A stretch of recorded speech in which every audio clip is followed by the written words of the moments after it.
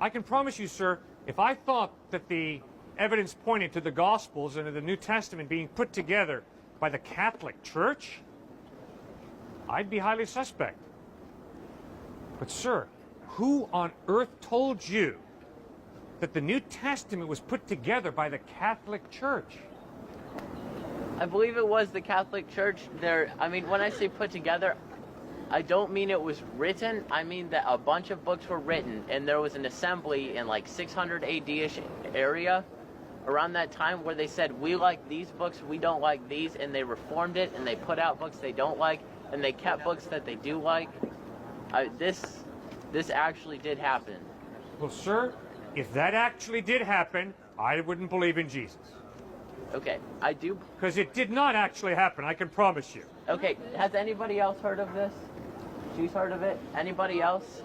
The Catholic He's heard Church of it. has more books in the Old Testament than the Apocrypha. That is historical falsehood from beginning to end. Oh, so there aren't any other books? No, that's studying the manuscript. I have had to learn Greek. The New Testament was written in Greek. The New Testament that we have today is based on over 5,200 Greek manuscripts or pieces of manuscript dated from the 1st through the 10th century AD, found from Rome, Italy, down around the Mediterranean to Alexandria, Egypt, all agreeing to an infinitesimal degree. No council of the Catholic Church put the 27 New Testament books together. No council did.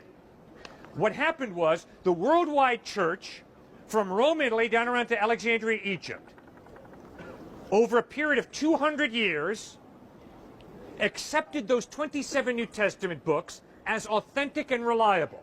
Two councils in 393 and 397, in Hippo Regius and in Carthage, put their stamp of approval on what the worldwide church had already done. The three tests that the worldwide church used to determine which books were canonical and which were not were simply these three tests. First test, was it written by an apostle, an eyewitness, or by someone who knew an eyewitness? Second test, did it agree with the orthodox oral tradition that the apostles passed down? Did it agree with the orthodoxy of the Old Testament? That is why the Gnostic Gospels were excluded, because they were based on Gnostic philosophy, which contradicts Genesis' view of God creating physical reality. And the third test was this document used around the known world, or was it just used in Antioch or in Alexandria or in Rome or in Jerusalem? It had to have universal usage. And those were the three tests that were used, and the New Testament was not put together by some council in the 600s, you said? Okay, then can I say, on your second point, second point was that it had to follow the oral tradition that already existed? Yes. Well, doesn't that mean that it has to agree with what's already been decided? Well, yes. The oral tradition was Matthew, John, Peter, James, the eyewitnesses, standing up in the first century church in the 30s, 40s, 50s AD, and not depending on a written document, but saying, this is what I heard Jesus teach. This is what I saw Jesus do.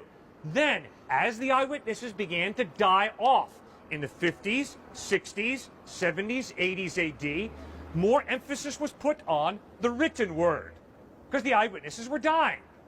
And then the dispute began, okay now, which are the authoritative, reliable, legitimate eyewitness records? Matthew, Mark, Luke, and John were accepted in the first century. Now, how do you find that out?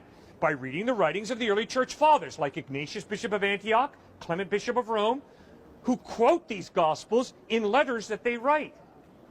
So who's ever been filling your head, your beautiful head, with these lies that the Gospels were put together, the Bible was put together by the Catholic Church, and some council in the 600s did this, it's flat out historically inaccurate.